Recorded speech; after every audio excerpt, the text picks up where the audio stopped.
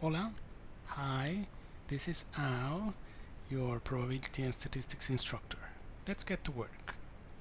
In this video, we are going to discuss a couple of important concepts.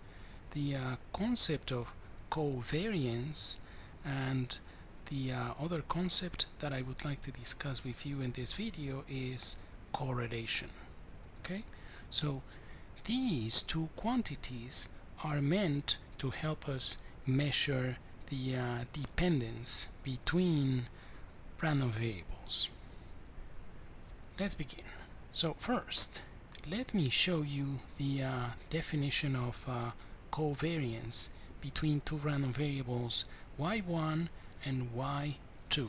Okay, so the definition, the formula to compute the covariance between y1 and y2 is the expected value of y1 minus its mean times y2 minus its mean. Okay, so it's the expected value of this centered cross product, if you will, between y1 and y2. Okay, so that's the definition. But remember that, for instance, for variance, we have two ways of computing the variance, two formulas. We are going to discuss in just a couple of minutes another way, another formula of computing the covariance.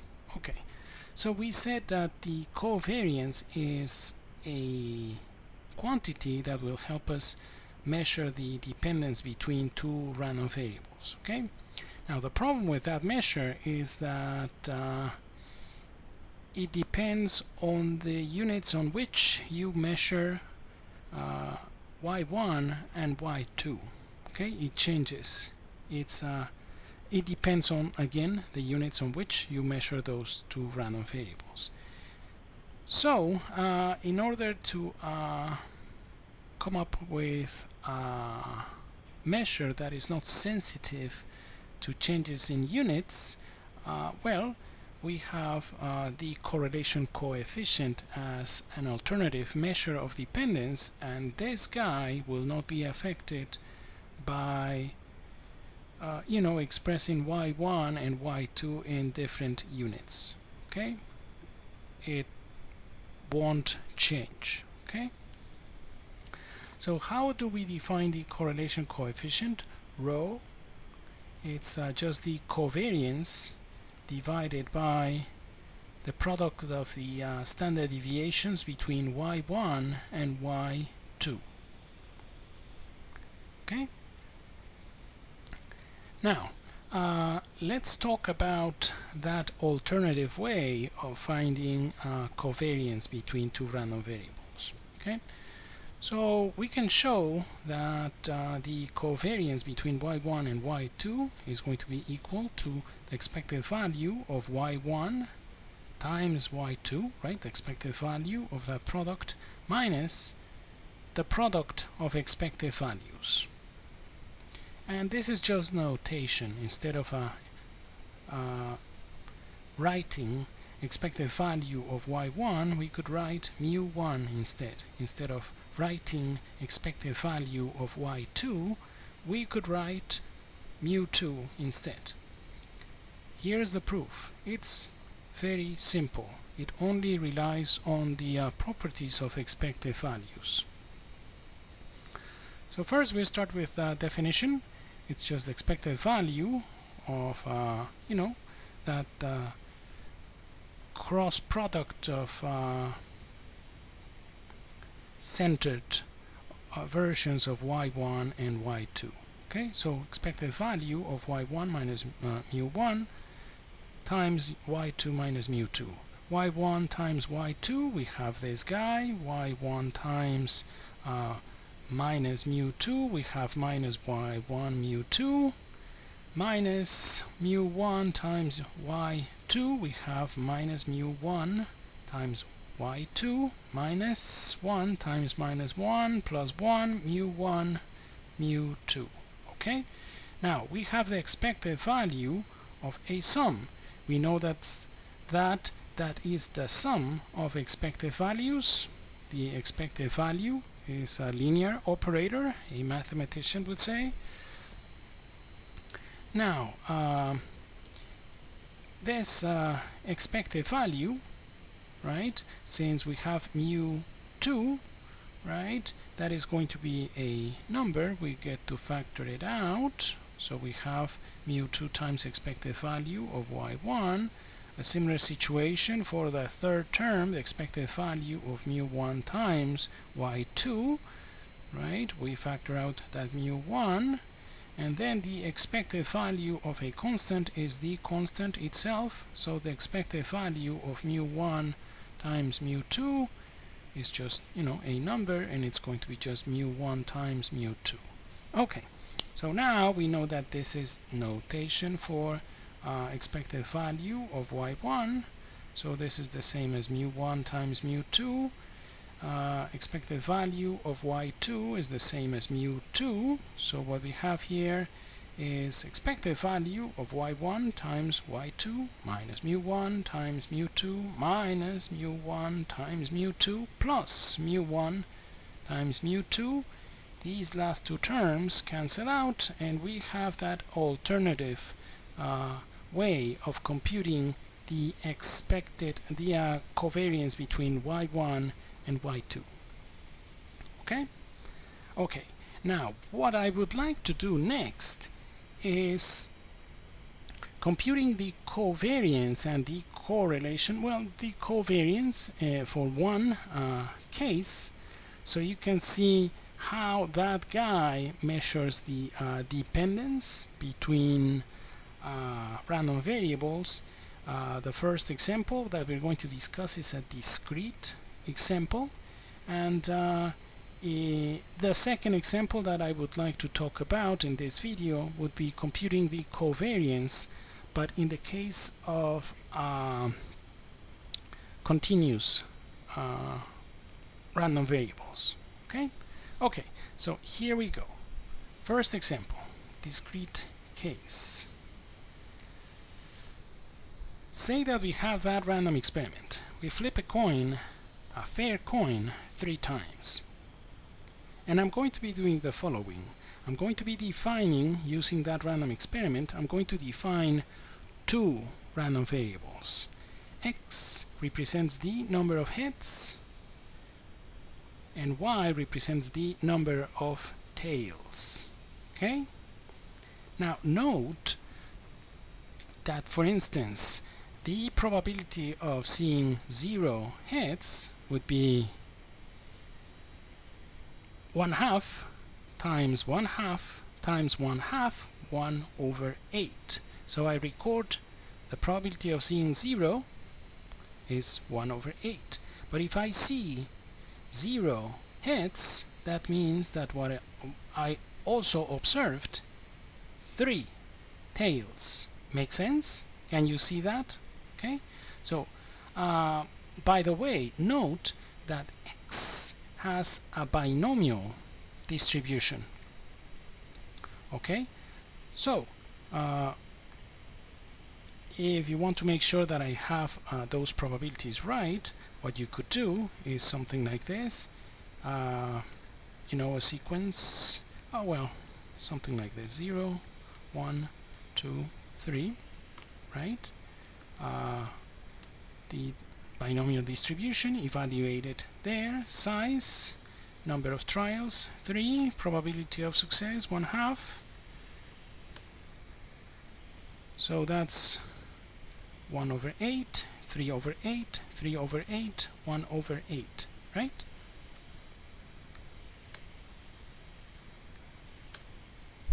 Okay, so, and anyway, see that if I observe heads once, that means that I also observed 2 tails, and same goes for the remaining 2 events. But now, since this probability distribution is describing these 2 random variables at the same time, this is a joint probability function. Okay, and it's a legit probability distribution. All of these guys are numbers between 0 and 1, and the sum of all of them equals 1. Okay?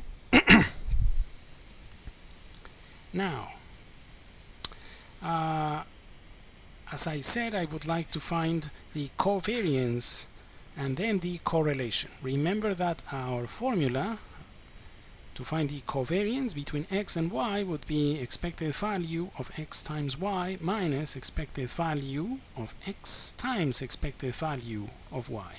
Okay? So we need those expected values first. We have two ways of finding the expected value.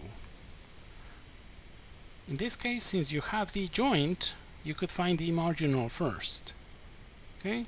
And it turns out that the marginal, in this case, remember that the marginal, in the case of a discrete random variable, is just fix your variable of interest, in this case x is your variable of interest, and then do the sum with respect to the other variable, y. Okay? Remember that in the case of continuous random variables, if you want the marginal, you take the joint and you integrate with respect to the other variable. Okay?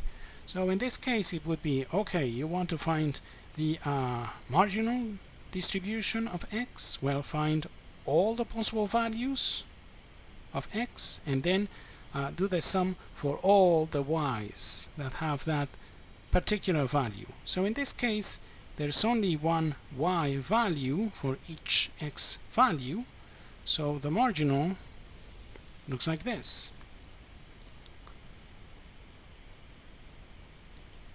Which makes sense because this is a binomial, right? A binomial distribution with parameters n equals 3 and p equals 1/2. Okay, so that's a marginal. And once you have the marginal, you know that you have two ways of finding the expected value in this particular case. You could use the definition or the fact that x has a binomial distribution with parameters n equals 3, p equals 1/2. And we know that the expected value of a binomial is n times p, so 3/2. Same thing, using the fact that this is a binomial distribution or by the definition. So we have the expected value of x.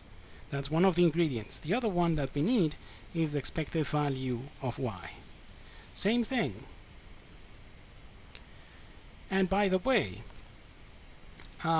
since right, I would like to find the correlation. Okay, remember that the correlation is just the covariance divided by the standard deviation of x times the standard deviation of y.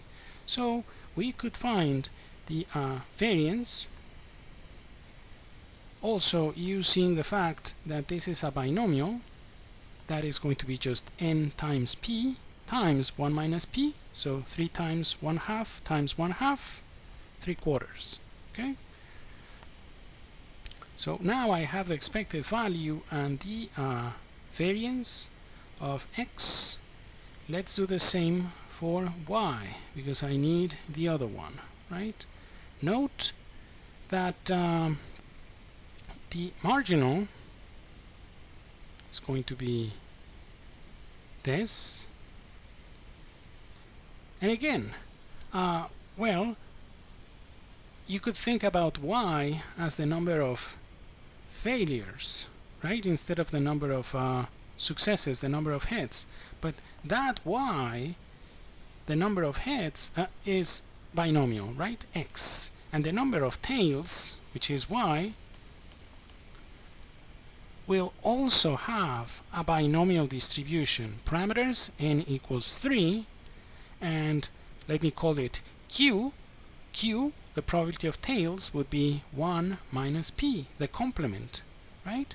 But in this case, since we're flipping a fair coin, q, the probability of tails, is 1/2 as well.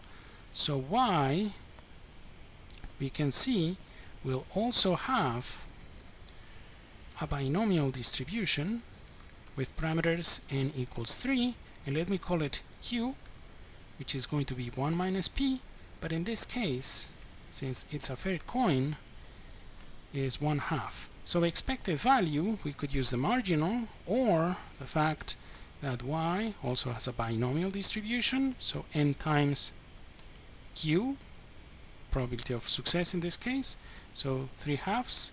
Variance n times q times 1 minus q, same thing, 3/4. Okay, so we have expected value of x, expected value of y, standard deviation of x, standard deviation of y, because we just have to take the square root to find those. Okay, the other one that we need to find the covariance is the expected value of x times y. Okay, so let me walk you through this. It's very simple. We just have to be careful. What we mean by the expected value of x times y. So in this case we have 1, 2, 3, 4 points, right? So x times y would be, this is a possible point, a possible product. 0 times 3 times the probability of seeing that product, 1/8. 1 times 2 times the probability of seeing that, 3/8. 2 times 1 times its probability of occurring, 3/8. And finally, 3 times 0 times the probability of 3 times 0. Okay? So that's exactly what we have here. Okay? So if we do the math, the only ones that matter are these two guys in the middle. So 2 times 3, 6, divided by 8. 2 times 3, divided by 8. So 12/8, 3/2.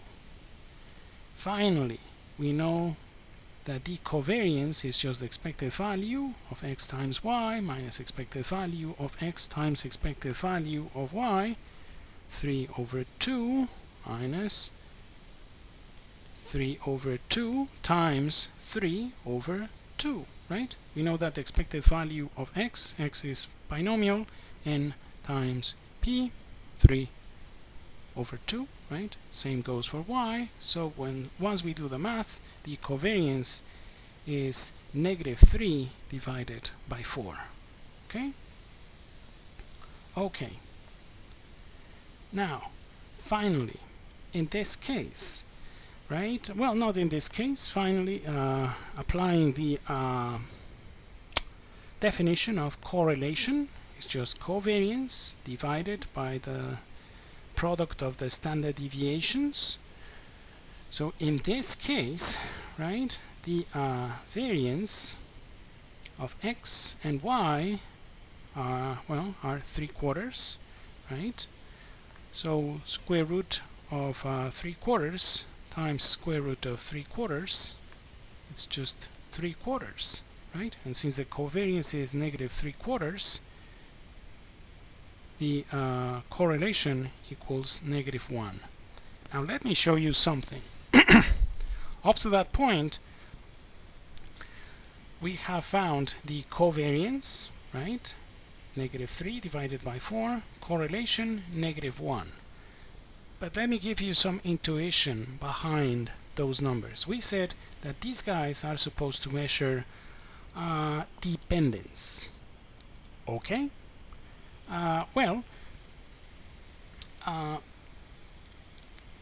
If I make a graphical representation of our joint probability function, you'll see a pattern. Okay? So let me use R to do that. So I'm going to be using X for the coordinates of our random variable X. So it's just 0, 1, 2, and 3. Okay. Y, on the other hand, 3, 2, 1, and 0.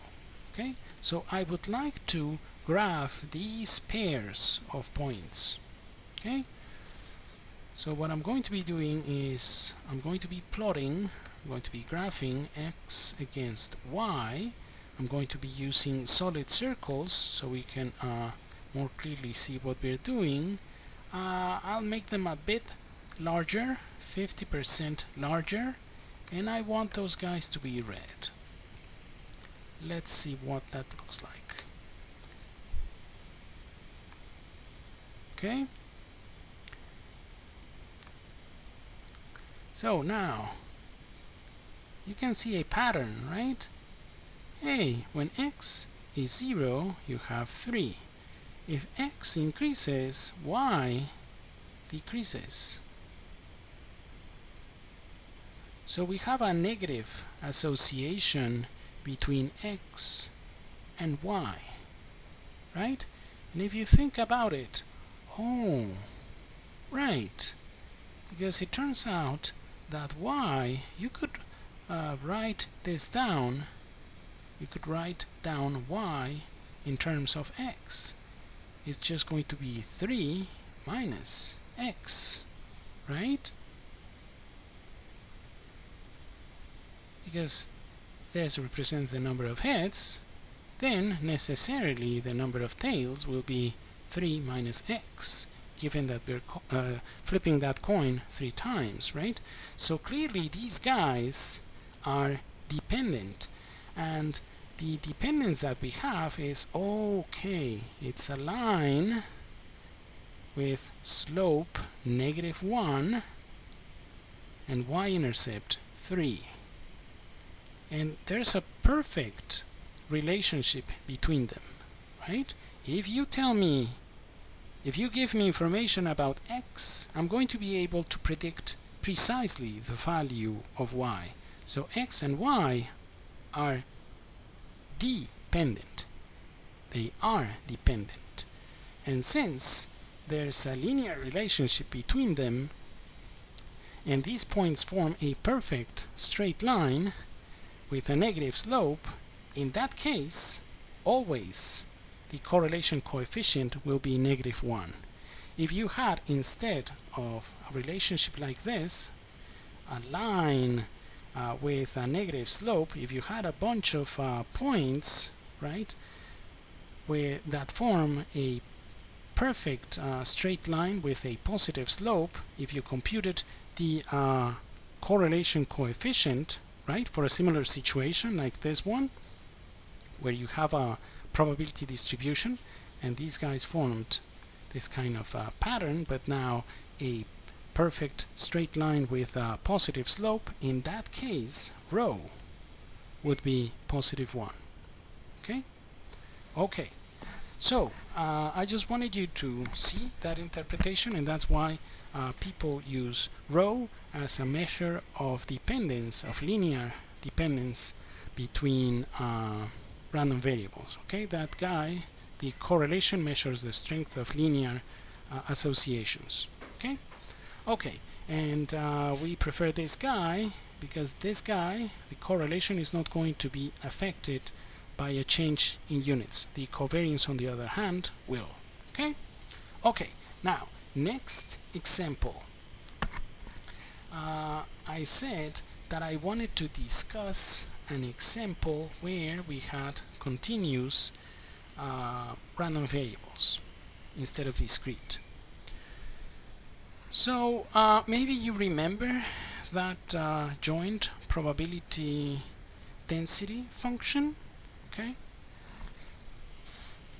instead of using y, we used y2, right?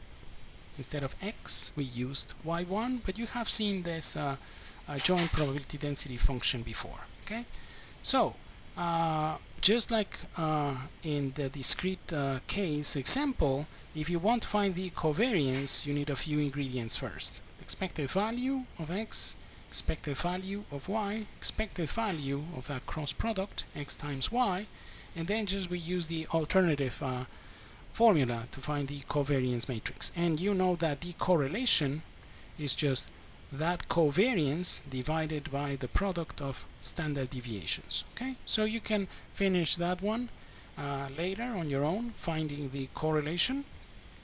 Let's just find the covariance here. Okay. Let me remind you that we did this before. There was another video where we found the marginal, right? And that would be one way. First you find the marginal and then you compute the expected value of x, or you just use the joint and apply the definition of expected value of x. It would be x times the joint PDF, and in that case we saw that the expected value was 1/4. Another way of doing this, of finding the expected value of x, and we also discussed that, is when we found the marginal, we were able to realize that the marginal was a beta distribution. So we used our formula for the expected value of a beta distribution, and we found the expected value of x that way. So now expected value of y. Again, you could find the marginal first and then compute the expected value of y, or just use the joint, and that's exactly what we did here. In that case, with this particular example, also when we found the marginal, we realized that the marginal of y was another beta distribution with different parameters, alpha and beta, and then we could apply that formula for the expected value of a beta and find the expected value of y. So 1/2. Okay. In this case, expected value of x times y. In this case, if you want to find that expected value, you have to use the joint. There's no other way. Okay? So in this case, we have to be careful with the lower and upper limits. So let me just go back to slide 109. I think that's where the statement of the problem is. See, we have these restrictions. These guys will help us figure out the lower and upper limits for our integrals. So x must be less than y. Okay? And both of them must live between 0 and 1, but they also have to satisfy that restriction. Okay, so here we go.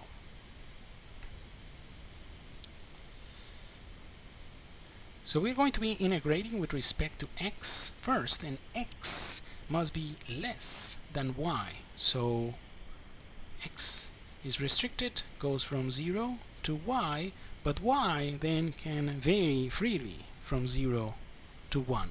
Okay, and you could make a graph to have a graphical idea of the support of the joint probability density function.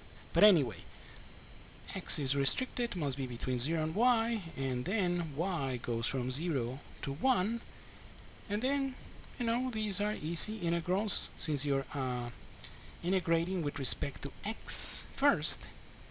If you have a function of y that is considered a constant, so you get to pull it out. That's exactly what we did here, right? That y times 6 minus 6y, we get to pull it out here. We just integrate with respect to x. The integral of x with respect to x, x squared divided by 2. We are going to evaluate at y and 0, right? So this is just going to be y squared divided by 2. That's what we have on the next line. We make that, well, we find that product. And then this is just, 3 times y cubed.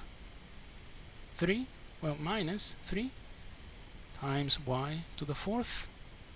We have the integral of a sum.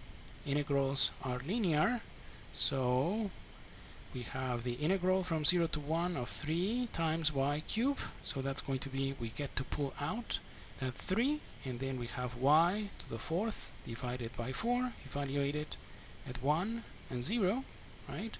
So when we evaluate at 1, we have 3/4, that's this guy. The other one is, it's the integral from 0 to 1 of negative 3 times y to the 4th. So we get to pull out that 3. We end up with minus 3 y to the fifth divided by 5, evaluate at 1 and 0. So when we evaluate at 1, we have 3 over 5. When we evaluate at 0, we have nothing. So we just find the difference between 3/4 and 3/5. Find a common denominator, and it's 3 over 20. So this is the trickiest part, if you will, when you find a covariance between two random variables, right? And if they are continuous, then you have to be careful with the lower and upper limits for those double integrals. Okay, let's compute the covariance using that alternative expression, the expected value of x times y minus expected value of x times the expected value of y. Okay, so we found this one, 3 over 20, the expected value of x 1/4, expected value of y 1/2. We do the math and we end up with 1 over 40. Okay, if you want to find the correlation coefficient, what you have to do, in addition to what we have already done, is finding the variance of x and then the variance of y, and then just take the square root of both of them. That will give you the standard deviations, and then just divide the covariance of the covariance between x and y divided by the square root of the variance of x times the square root of variance of y, or in other words, the product of the standard deviations of x and y. Okay,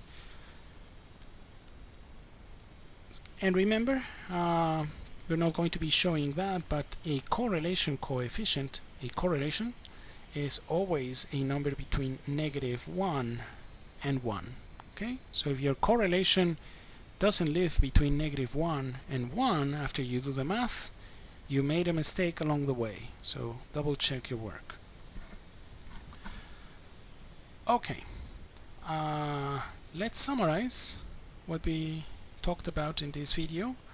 So what we did was introducing the concept of covariance and correlation, right? What we said is that both of them are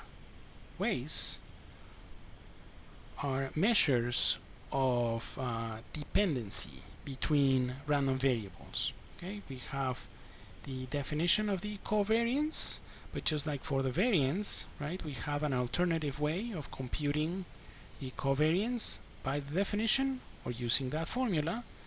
And then we also talked about the correlation or correlation coefficient, which is very closely related to the covariance. Again, is a quantity that is meant to measure the dependency between random variables. Okay, and this guy, the advantage that the correlation coefficient has over the covariance is that the correlation coefficient will not be affected by changing the units in which you measure your random variables. Okay, well, that's it for now. Thank you so much for watching. Please take care and keep working hard. See you next time. Bye.